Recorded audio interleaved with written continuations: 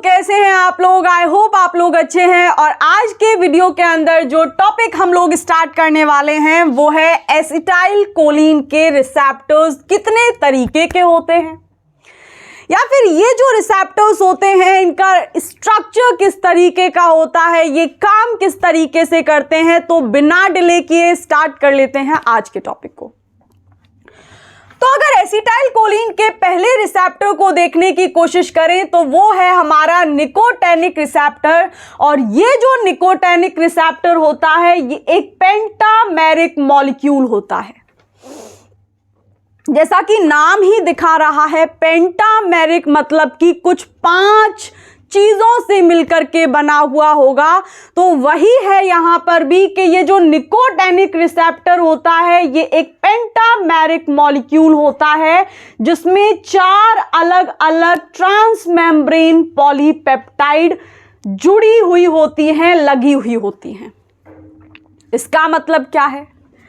इसका मतलब ये है कि जब भी आप लोगों को कोई ट्रांसमेम्ब्रेन टर्म सुनाई दे तो ट्रांसमेम्ब्रेन का मतलब होता है कोई ऐसा स्ट्रक्चर जो मेम्ब्रेन को क्रॉस करके जा रहा हो।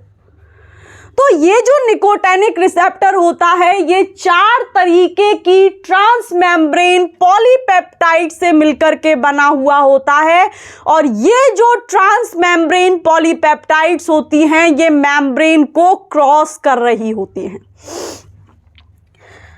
अब एक्चुअल में कितनी सब यूनिट्स होती हैं इसके अंदर, अगर उस चीज को देखने की कोशिश करें तो इसके अंदर 2 अल्फा सब यूनिट होती हैं, एक बीटा सब यूनिट होती है, एक गामा सब यूनिट होती है और एक डेल्टा सब यूनिट होती है। तो इधर आप लोग स्ट्रक्चर देखने की कोशिश करो कि जो एसिटाइल कोलिन का रिसेप्टर होता है जिसके बारे में हम लोग बात कर रहे हैं, पहला रिसेप्टर यानी कि निकोटेनिक रिसेप्टर। ये जो निकोटेनिक रिसेप्टर होता है ये 5 यानी ये पेंटामेरिक मॉलिक्यूल है। और ये जो पेंटामेरिक मॉलिक्यूल है ये 4 अलग अलग पॉलीपेप्टाइड से मिलकर के बनता है जिसके अंदर 2 अल्फा सब यूनिट होती हैं। तो साइड में जो ब्लैक कलर से रिप्रेजेंट हो रखी हैं वो अल्फा सब यूनिट हैं। देन एक बीटा सब यूनिट होती है जो ब्लू कलर से डिनोट की हुई है, एक डेल्टा सब यूनिट होती है जो अल्फा सब यूनिट से अटैच होकर के लगी हुई होती है, और दूसरी अल्फा सब यूनिट से एक दूसरी सब यूनिट इंटरेक्ट कर रही होती है जिसका नाम गामा सब यूनिट होती है। तो इतनी बात समझ में आ गई कि भाई अगर एसिटाइल कोलिन रिसेप्टर के पहले तरीके के रिसेप्टर को देखने की कोशिश करें यानी कि निकोटेनिक रिसेप्टर को देखने की कोशिश करें तो ये एक पेंटामेरिक मॉलिक्यूल होता है जिसके अंदर 4 अलग अलग तरीके की सब यूनिट्स होती हैं। और वो जो सब यूनिट्स होती हैं वो ट्रांसमेम्ब्रेन पॉलीपेप्टाइड होती हैं, यानी कि ऐसी सब यूनिट होती हैं जो प्लाज्मा मेम्ब्रेन को क्रॉस करके जाती हैं, जो प्लाज्मा मेम्ब्रेन के अंदर धसी हुई होती हैं। और वो कौन कौन सी सब यूनिट हैं, तो अगर उस चीज को देखने की कोशिश करें तो 2 अल्फा सब यूनिट, एक बीटा, एक गामा और एक डेल्टा सब यूनिट इस एसिटाइल कोलिन के निकोटेनिक रिसेप्टर में देखने को मिलती है। तो पहला पॉइंट आई होप आप लोगों को समझ में आया होगा। तो अब ये जो हमारा स्ट्रक्चर होता है इस निकोटेनिक रिसेप्टर का, इसके अंदर ये जो अल्फा सब यूनिट है यानी कि ये जो ब्लैक कलर से डिनोट की हुई सब यूनिट है ये एक ट्रांसमेम्ब्रेन स्ट्रक्चर है जो कि मेम्ब्रेन के अंदर धसा हुआ है। और ये जो अल्फा सब यूनिट होती है ये डायमेरिक होती है। इसका मतलब इसके 2 मॉलिक्यूल्स लगे हुए होते हैं, इसकी 2 सब यूनिट लगी हुई होती हैं इस पेंटामेरिक मॉलिक्यूल के अंदर, इस पेंटामेरिक एसिटाइल कोलिन के निकोटेनिक रिसेप्टर के अंदर। और यही वो सब यूनिट होती है जिसके पास एसिटाइल कोलिन की बाइंडिंग साइट होती है, यानी कि वो जो न्यूरोट्रांसमीटर होता है यानी कि एसिटाइल कोलिन नाम की जो चाबी होती है वो इसी निकोटेनिक रिसेप्टर की अल्फा सब यूनिट के पास उसकी बाइंडिंग साइट होती है, यानी उसका ताला होता है, और आकर के वो एसिटाइल कोलिन इस ताले पर लगता है और उसके बाद ये रिसेप्टर खुल जाता है। तो इतनी बात समझ में आई। रिसेप्टर का कंसेप्ट जहां पर आ जाए, रिसेप्टर लिगांड का कंसेप्ट जहां पर आ जाए, उसका मतलब होता है कि रिसेप्टर है भाई हमारा ताला, और उस ताले को खोलने के लिए एक स्पेसिफिक तरीके की चाबी चाहिए होती है जो उस ताले के डेड बोल्ट से मैच करती हो। तो एग्जैक्टली वैसा ही होता है अगर इस निकोटेनिक रिसेप्टर के स्ट्रक्चर को देखें तो इसमें दो अल्फा सब यूनिट होती हैं, यानी अगर अल्फा सब यूनिट की बात करें तो ये एक डायमेरिक स्ट्रक्चर होता है, और इसी डायमेरिक स्ट्रक्चर के अंदर जो एसिटाइल कोलिन नाम का न्यूरोट्रांसमीटर होगा, यानी कि चाबी होगी, उस चाबी की ताले यहां पर लगे हुए होते हैं इसी अल्फा सब यूनिट के ऊपर, यानी कि अल्फा सब यूनिट के ऊपर ही इन एसिटाइल कोलिन नाम के न्यूरोट्रांसमीटर की बाइंडिंग साइट्स होती हैं। तो दूसरी बात आप लोगों को समझ में आई कि भाई इस पेंटामेरिक मॉलिक्यूल के अंदर कौन सी सब यूनिट होती है जिसमें आ करके वो एसिटाइल कोलिन नाम की चाबी फिट होती है, और फिट होने के बाद ये जो हमारा रिसेप्टर होता है यानी ताला होता है, ये अल्टीमेटली खुल जाता है। तो वहीं पे अगर हम दूसरी सब यूनिट की बात करें जो कि इंपॉर्टेंट है इसके अंदर, और ये भी हमारी ट्रांसमेम्ब्रेन पॉलीपेप्टाइड स्ट्रक्चर ही होता है, यानी कि बीटा सब यूनिट भी प्लाज्मा मेम्ब्रेन के अंदर धसी हुई होती है। जैसे जीपीसीआर 7 बार मेम्ब्रेन को क्रॉस करता है, तो जीपीसीआर भी एक ट्रांसमेम्ब्रेन प्रोटीन ही है, ये बात तो पता है। तो ट्रांसमेम्ब्रेन का सीधा सीधा मतलब ये होता है कि भाई जो चीज प्लाज्मा मेम्ब्रेन के अंदर धसी हुई हो वो हमारी ट्रांसमेम्ब्रेन स्ट्रक्चर है। तो अगर इसकी दूसरी सब यूनिट यानी बीटा सब यूनिट को देखें तो ये बीटा सब यूनिट भी प्लाज्मा मेम्ब्रेन के अंदर धसी हुई होती है, तो ये भी एक ट्रांसमेम्ब्रेन पॉलीपेप्टाइड है। और ये जो बीटा सब यूनिट होती है, इस बीटा सब यूनिट स्ट्रक्चर से अल्टीमेटली एक सेंट्रल पोर बन जाता है, यानी कि इसके अंदर एक छेद होता है या फिर ये खुद एक छेद की तरह काम करती है। सेंट्रल पोर का मतलब है दोनों अल्फा सब यूनिट के बीच में ये बीटा सब यूनिट लगी हुई है, और ये जो बीटा सब यूनिट होती है यही हमारा वो स्ट्रक्चर है इस एसिटाइल कोलिन नाम के रिसेप्टर के अंदर जहां से होकर के आयंस क्रॉस करते हैं या फिर जहां से आयंस का मूवमेंट होता है। तो इसका मतलब क्या हुआ? इसका मतलब ये हुआ कि ये जो बीटा सब यूनिट है जो कि अल्फा सब यूनिट के बीच में लगी हुई है, ये बीटा सब यूनिट एक सेंट्रल पोर की तरह काम करती है, और यही जो सेंट्रल पोर होता है यानी यही जो बीटा सब यूनिट होती है, इसकी परमिएबिलिटी होती है 2 आयंस के लिए, जिसमें जो पहला आयन होता है वो हमारा सोडियम आयन होता है, और अगर दूसरे आयन को देखें तो वो पोटेशियम आयन है। तो तीसरी बात इस निकोटेनिक रिसेप्टर के बारे में जो हमें पता होनी चाहिए वो ये है कि भाई ये जो पेंटामेरिक मॉलिक्यूल है इसके अंदर एक बीटा सब यूनिट है, और ये जो बीटा सब यूनिट है ये दोनों अल्फा सब यूनिट के बीच में लगी हुई होती है, और ये जो बीच में लगा हुआ स्ट्रक्चर है ये सेंट्रल पोर की तरह काम करता है, स्पेसिफिकली 2 आयंस के लिए, जिनमें पहला आयन सोडियम आयन है और दूसरा आयन हमारा पोटेशियम आयन है।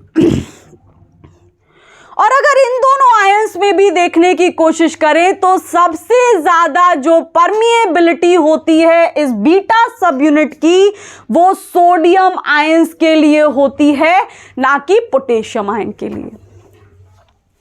तो ये हो गई तीसरी बात कि भाई निकोटेनिक रिसेप्टर की अल्फा सब यूनिट क्या करती है, बीटा सब यूनिट क्या करती है। अब एक चीज और हमें समझने में आनी चाहिए, क्योंकि यहां से एक बार प्रश्न पूछा गया था, और वो क्या है कि ये जो पेंटामेरिक मॉलिक्यूल है, इस पेंटामेरिक मॉलिक्यूल के अंदर यानी इस एसिटाइल कोलिन के निकोटेनिक रिसेप्टर के अंदर ये जो एसिटाइल कोलिन की बाइंडिंग साइट होती है इस अल्फा सब यूनिट के अंदर, इसके लिए कॉम्पिटिटिव इनहिबिटर की तरह काम करता है कोब्रा टॉक्सिन। इसका मतलब ये हुआ कि अगर किसी इंडिविजुअल के अंदर कोब्रा टॉक्सिन को डाल दिया जाए और वहां पे एसिटाइल कोलिन लिगांड भी है, तो ये जो हमारा पेंटामेरिक मॉलिक्यूल है, इसकी जो अल्फा सब यूनिट है और अल्फा सब यूनिट के अंदर भी ये एसिटाइल कोलिन की बाइंडिंग साइट है। इस बाइंडिंग साइट पर एसिटाइल कोलिन लिगांड ना बाइंड करके ये कोब्रा टॉक्सिन बाइंड करेगा, क्योंकि इस कोब्रा टॉक्सिन की एफिनिटी इस बाइंडिंग साइट के लिए ज्यादा है as compare to that ligand. तो ये कुछ चीजें हैं जो हमको इस निकोटेनिक रिसेप्टर के बारे में पता होनी चाहिए। एक बार ब्रीफ कर लेते हैं कि भाई अगर एसिटाइल कोलिन के रिसेप्टर्स को देखने की कोशिश करें तो मेनली दो तरीके के रिसेप्टर्स होते हैं। पहले जो रिसेप्टर्स आते हैं इनके अंदर, यानी पहले तरीके के जो ताले आते हैं, उनका नाम होता है निकोटेनिक रिसेप्टर। और जहां पर भी रिसेप्टर आ जाए इसका मतलब समझ जाओ कि भाई ताले की बात हो रही है, और जब एक ताले की बात होती है तो कोई चाबी भी चाहिए उस ताले को खोलने के लिए। तो ये जो रिसेप्टर्स होते हैं इनकी जो चाबी होती है, यानी निकोटेनिक रिसेप्टर की जो चाबी होती है, वो एसिटाइल कोलिन नाम का न्यूरोट्रांसमीटर होता है।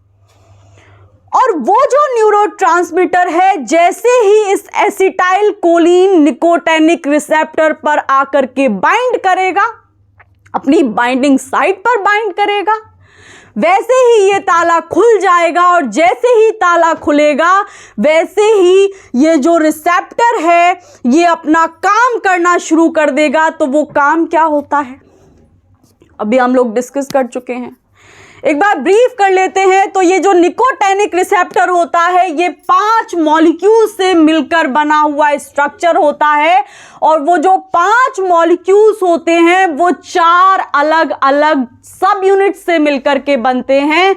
और उन सब यूनिट्स के अंदर जो 2 सब यूनिट होती हैं, यानी अल्फा सब यूनिट और बीटा सब यूनिट, ये दोनों सब यूनिट ट्रांसमेम्ब्रेन सब यूनिट होती हैं। और ट्रांसमेम्ब्रेन सब यूनिट का क्या मतलब होता है कि भाई ये दोनों सब यूनिट जो होंगी ये प्लाज्मा मेम्ब्रेन के अंदर धसी हुई होती हैं। जैसा कि आपको इस चित्र में भी दिखाई दे रहा होगा कि भाई अल्फा सब यूनिट और जो बीटा सब यूनिट है ये दोनों ही इस मेम्ब्रेन के अंदर धसी हुई हैं। और जो अल्फा सब यूनिट है, एक अल्फा सब यूनिट से डेल्टा सब यूनिट इंटरेक्ट कर रही है, और वहीं पर ये जो दूसरी अल्फा सब यूनिट है इससे एक दूसरी सब यूनिट इंटरेक्ट कर रही है जिसका नाम है गामा सब यूनिट। तो इतनी बात पल्ले पड़ गई होगी। अब दूसरी बात जो समझने वाली है वो यहां पर यह है कि भाई ये 5 चीजों से मिलकर जो बना हुआ मॉलिक्यूल है, इसके अंदर जो ये अल्फा सब यूनिट होती हैं, इसी अल्फा सब यूनिट के अंदर इस ताले का मेन जो डेड बोल्ट होता है वो लगा हुआ होता है, जहां पर आकर के वो चाबी बाइंड करेगी और उसके बाद अल्टीमेटली ये ताला खुलेगा। तो वो जो हमारे ताले का डेड बोल्ट होता है वो डेड बोल्ट इस अल्फा सब यूनिट के ऊपर लगा हुआ होता है, और उसको हम नाम देते हैं एसिटाइल कोलिन की बाइंडिंग साइट्स। और जैसा कि नाम ही दिखा रहा है कि एसिटाइल कोलिन की बाइंडिंग साइट्स हैं, यानी कि एसिटाइल कोलिन आकर के जैसे ही इस पर बाइंड करेगा वैसे ही ये ताला खुलेगा, और इस ताले के अंदर ये जो बीटा सब यूनिट होगी, इस बीटा सब यूनिट से होकर के आयंस मूव करना शुरू कर देंगे। और अगर मूवमेंट की बात करें तो मेनली सोडियम आयंस इससे होकर के मूव करना स्टार्ट कर देंगे। इतनी बात भी समझ में आ गई। अब एक टॉक्सिन होता है जिसका नाम कोबरा टॉक्सिन होता है। वो जो कोबरा टॉक्सिन है, अगर वो भी किसी इंडिविजुअल के अंदर प्रेजेंट है और एसिटाइल कोलिन भी किसी इंडिविजुअल के अंदर प्रेजेंट है, तो इस ताले पर आकर के सबसे पहले जो बाइंड करेगा वो बाइंड करेगा हमारा कोबरा टॉक्सिन।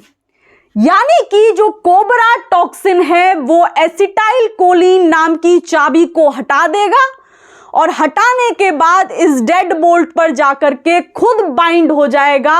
और जैसे ही वो बाइंड होगा वैसे ही इस एसिटाइल कोलिन निकोटेनिक रिसेप्टर को इनहिबिट कर देगा, इसको ब्लॉक कर देगा।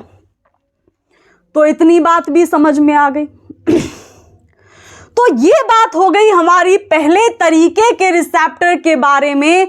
अगर दूसरे तरीके के रिसेप्टर को देखें तो वो होते हैं हमारे मुस्कैरिनिक रिसेप्टर्स। और ये जो मुस्कैरिनिक रिसेप्टर्स होते हैं ये जीपीसीआर फैमिली से बिलोंग करते हैं। यानी कि जो हम लोग सेल सिग्नलिंग के अंदर जीपीसीआर वाली फैमिली पढ़ने वाले हैं, उस जीपीसीआर फैमिली से ये हमारे मुस्कैरिनिक रिसेप्टर्स बिलोंग करते हैं। पहली चीज ये पता चल गई। और ये जो जीपीसीआर होते हैं ये मेनली ट्रांस मेम्ब्रेन प्रोटीन्स ही होते हैं, क्योंकि ये जो ट्रांस मेम्ब्रेन प्रोटीन्स होते हैं ये मेम्ब्रेन के अंदर धसे हुए होते हैं। तो उसी तरीके से ये जो मुस्कैरिनिक रिसेप्टर्स हैं ये भी प्लाज्मा मेम्ब्रेन के अंदर धसे हुए होते हैं। तो पहली बात समझ में आ गई कि भाई जैसे निकोटेनिक रिसेप्टर्स के अंदर ये जो दो सब यूनिट्स थी, अल्फा एंड बीटा सब यूनिट्स, ये ट्रांस मेम्ब्रेन सब यूनिट्स थी, यानी मेम्ब्रेन के अंदर धसी हुई सब यूनिट्स थी। उसी तरीके से मुस्कैरिनिक रिसेप्टर्स क्योंकि जीपीसीआर फैमिली से बिलोंग करते हैं तो ये भी मेम्ब्रेन के अंदर धसे हुए होते हैं। अगर दूसरी बात जानने की कोशिश करें तो ये जो निकोटेनिक रिसेप्टर्स होते हैं ये एक्साइटेटरी रिस्पॉन्स स्टिमुलेट करते हैं इंडिविजुअल के अंदर, और ये जो दूसरे तरीके के रिसेप्टर्स हैं ये इनहिबिटरी इफेक्ट्स दिखाते हैं।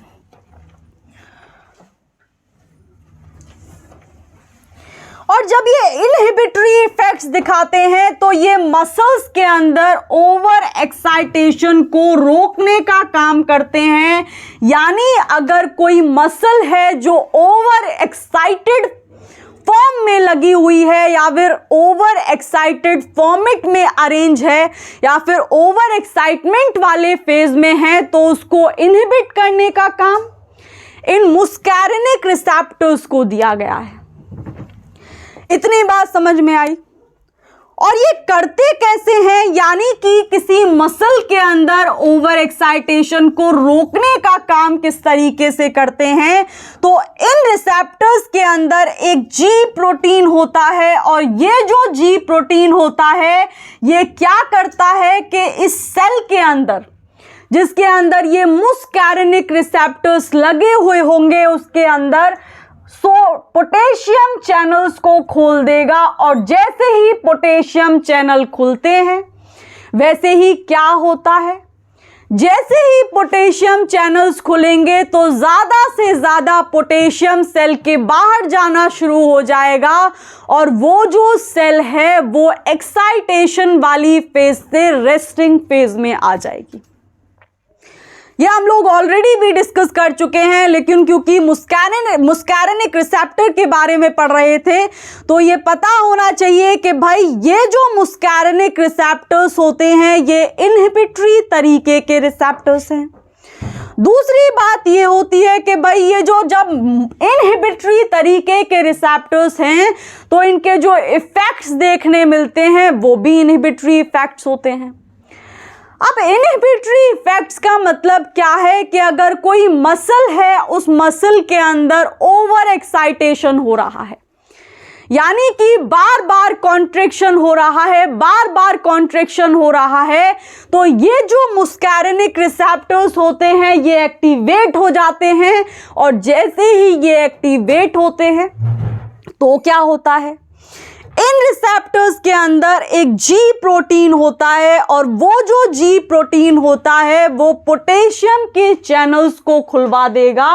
और जैसे ही वो पोटेशियम के चैनल्स खुलते हैं वैसे ही ज़्यादा से ज़्यादा पोटेशियम सेल के बाहर निकलना शुरू हो जाता है, और अल्टीमेट रिजल्ट क्या होता है कि उस सेल का हाइपरपोलराइजेशन हो जाता है, यानी कि उसका जो एक्साइटेशन था वो रेस्टिंग वाली फेज में चला जाता है।